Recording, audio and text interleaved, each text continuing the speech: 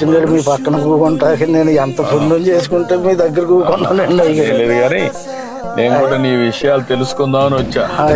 నేనేంటంటే పేదవాళ్ళకి న్యాయం జరగాలి. అయ్యో మన పరిపాలన చాలా బాగా చేస్తున్నారండి అయ్యారు.